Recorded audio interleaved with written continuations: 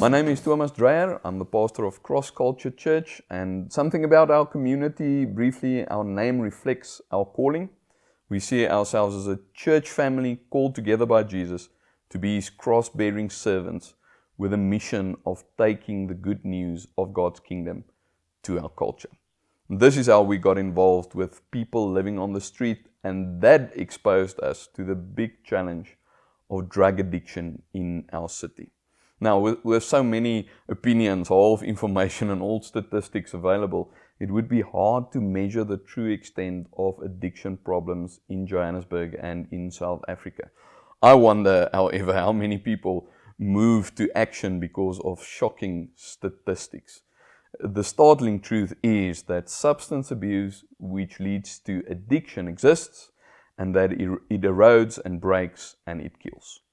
What you are going to hear just now is real life stories of people who got caught up in this horrific enslavement. Let me just take a second and mention that you may be addicted to something. It might not be illegal drugs, but you might have something that you run to in times of panic or stress. It might be shopping, it might be sex, it might be eating, it might be alcohol, or even a hobby. So please don't be quick to judge when you listen to the people in this video. Here we go. Hello, my name is Gareth and I'm a recovering drug addict.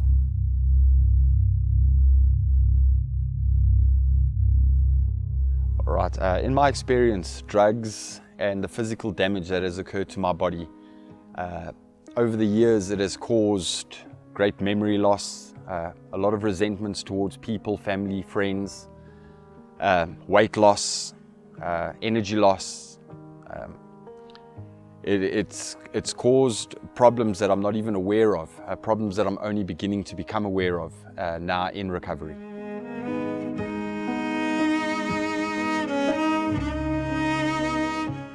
With regards to mental damage, drugs have changed. My disease is a disease that it tells me that I don't have a disease. And that's the biggest, form of insanity that we actually have.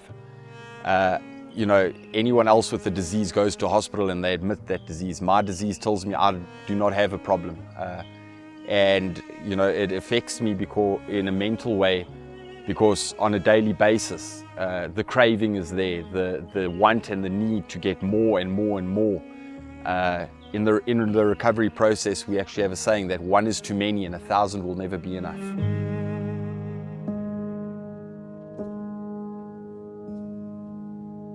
So, drugs affect my way of thinking in such a way that when I was in active addiction, without my drug of choice, there was absolutely nothing else that mattered to me. I couldn't get out of bed in the morning without my drug of choice until my dealer came to drop off.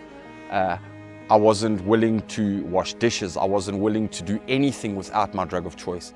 That put a big risk on my career because I refused to go to work until I had my drug of choice. I was actually incapable of going to work without my drug of choice in my system. That's how much of a dependency it creates on a person. And that affects you in a mental way because it's insanity that you can't do absolutely anything without your drug of choice. So drugs caused my life to be unmanageable. I could not manage a single thing without drugs being in my system.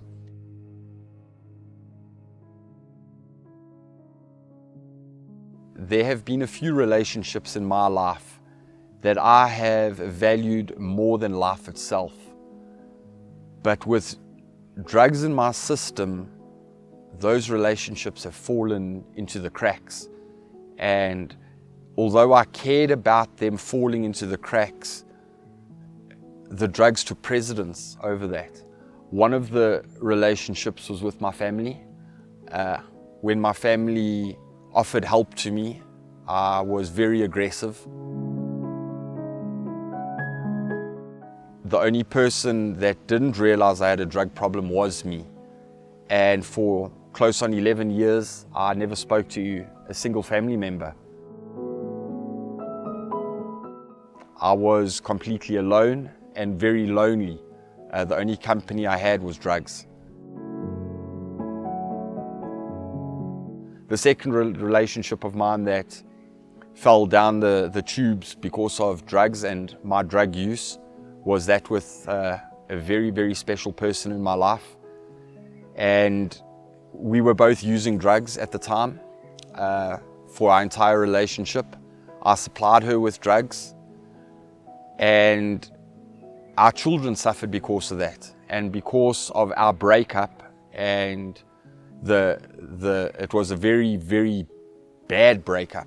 Because of that, I have suffered a lot more, but I've only suffered a certain percentage of what my daughter's been through.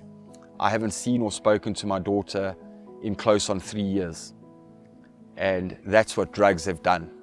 And you think it won't happen to you. You think that because you're a good father or you try to be a good father, it will never happen to you. But drugs take away everything from you.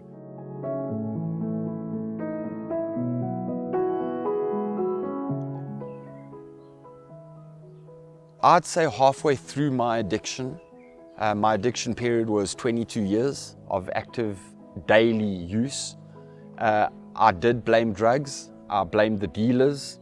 I blamed the people that introduced me to the drugs.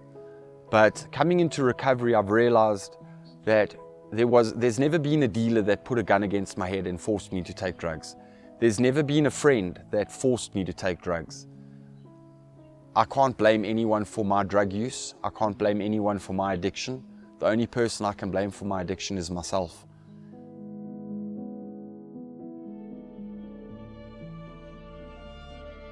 Drugs have a very negative spiritual impact. They take away your spirituality.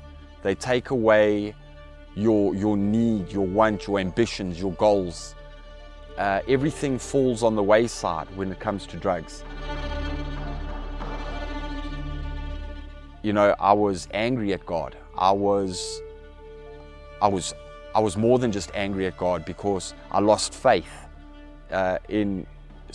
because of circumstances, because of things that happened in my past. I thought, how dare God do this to me? How dare I suffer like this? What have I done wrong? And that was my biggest downfall. I thought God turned his back on me, but it was me that turned my back on God. God was always one step behind me. God was always walking beside me. I just didn't want his help.